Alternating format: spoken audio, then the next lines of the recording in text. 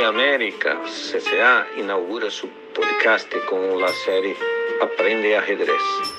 Esta serie, en 10 capítulos de 5 minutos, está en español y después del final de la serie en español tendremos la serie en inglés. Sempre alternaremos podcasts em inglês e espanhol, já que são os dois principais idiomas de nosso continente americano. A série Aprende Ajedrez está dirigida a quienes não sabem jogar e, por ser grátis, o enlace se pode distribuir a todos os países da América.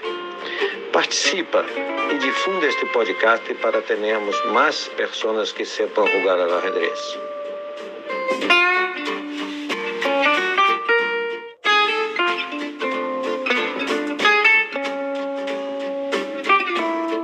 Podcast FIDE América CCA é outra iniciativa do projeto FIDE América CCA Online, que já conta com redes sociais, Facebook, Twitter, Instagram, WhatsApp oficial.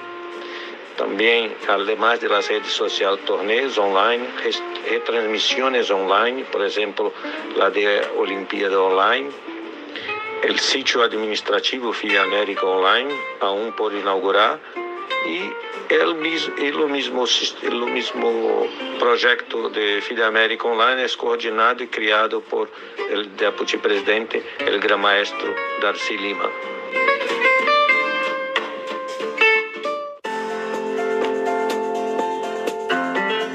Hola amigos, les habla el maestro internacional Luis Rodi en un nuevo podcast Aprenda Ajedrez en 5 minutos. En este 8º episodio vamos a referirnos de algunos conceptos básicos en las aperturas. Ya hemos mencionado que una partida de ajedrez posee 3 fases: apertura, medio juego y final. Los conceptos que vamos a tratar en esta oportunidad refieren a la primera de esas fases, la apertura. En total son 10 conceptos que vamos a dividir en 2 partes. Y en este episodio vamos a hablar de los 5 primeros. En este podcast y el siguiente voy a utilizar expresiones que representan la localización de las casillas del tablero de ajedrez, o sea, letras que representan a las verticales o columnas y números que representan a las horizontales o filas. Esas letras están dispuestas desde el lado de las blancas, contando a partir del lado izquierdo, que sería la letra A, hasta la H, que sería la vertical en el sector derecho del jugador de las blancas. Y a su vez los números van del número 1, donde se ubican las piezas mayores de las blancas, hasta el número 8 del lado de las negras. Esto que parece complicado lo vamos a poder aprofundar en un podcast específico posterior sobre la notación algebraica. Vamos pues a los conceptos. El primero es abrir el juego con alguno de los peones centrales y luego intentar llevar el otro también a nuestra 4ª fila para dominar el centro. Eso es porque las casillas centrales son las mejores de una partida, porque ocupando el centro podemos tener posibilidades de dirigirnos con mayor velocidad a uno u otro lado del tablero. Pero al mismo tiempo, al mover esos peones, facilitamos el desarrollo de las piezas.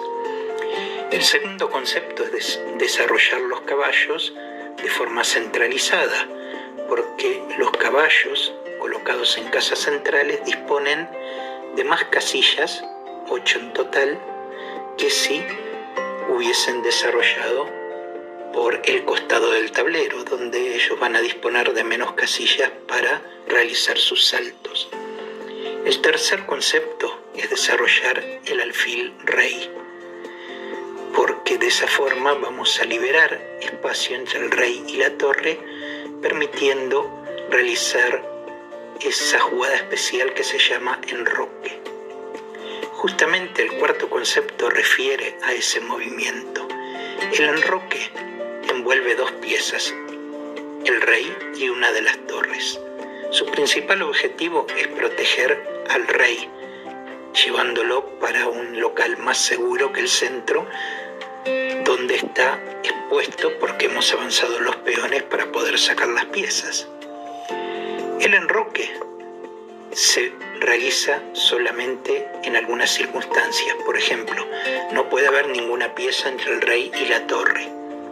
Ninguna de las dos piezas que van a hacer el enroque tienen que haber sido movidas antes. Y el rey no puede estar en jaque y no puede pasar por una casilla que esté en jaque, ni caer en una casilla que esté en jaque cuando realiza el enroque. Ese enroque, para un lado o para el otro, se realiza moviendo el rey 2 casillas. Y luego la torre salta por encima del rey y se coloca en la casilla contigua. Por ejemplo, si estamos hablando de un enroque del lado donde está el rey, el enroque corto, el rey va de E1 a G1 y la torre pasa de H1 a F1. En el caso del enroque largo, el enroque del lado de la dama, una vez que retiramos caballo, alfil y dama, el rey puede ir a la casilla C1 y la torre que está en A1 pasa a D1. Recordemos también que la regla de la Federación Internacional es clara, obligando a mover primero el rey y después la torre en el caso del enroque. Por último, el quinto concepto nos dice que no hay que mover la misma pieza 2 veces sin necesidad, porque eso lleva pérdidas de tiempo. Y como sabemos, en la vida y en el ajedrez, el tiempo es muy valioso. Hasta la próxima. Nos vemos en el siguiente podcast Aprenda Ajedrez en 5 minutos. Tiene que ver con desarrollar la dama con cautela, por ser la pieza más poderosa. Desarrollarla de forma muy rápida puede llevar a que el adversario la ataque y a causa de su valor vamos a tener que volver a mover la dama para retirarla del ataque y de esa forma no solamente perdemos tiempo, más también el adversario gana tiempos para su propio desarrollo. El octavo concepto tiene que ver con combinar en la apertura movimientos de peones con movimientos de piezas. Las piezas sabemos que tenemos que colocarlas en juego lo más rápido posible. En el caso de los peones, el avance de los peones centrales se realiza justamente para sacar las piezas, pero los peones laterales esperan pacientemente. Algunos pueden servir para proteger al rey una vez que se efectúe el enroque. Y en el otro caso, esperan su tiempo para poder avanzar y ser parte de maniobras en el medio juego o incluso en el final, donde ganan en importancia porque al poder coronar pueden modificar toda la suerte de una partida. Noveno concepto. Es preferible no perder tiempo yendo a comer peones laterales del adversario, por ejemplo con la dama, porque de esa forma se atrasa nuestro desarrollo. Más importante que ir a comer peones con una pieza es sacar todas nuestras piezas y después sí pensar en otras acciones.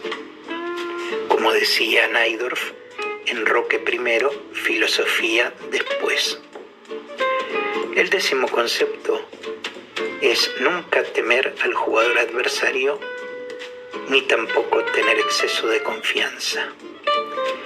Este concepto refleja el equilibrio que tenemos que tener en nuestras acciones, en el ajedrez y en la vida.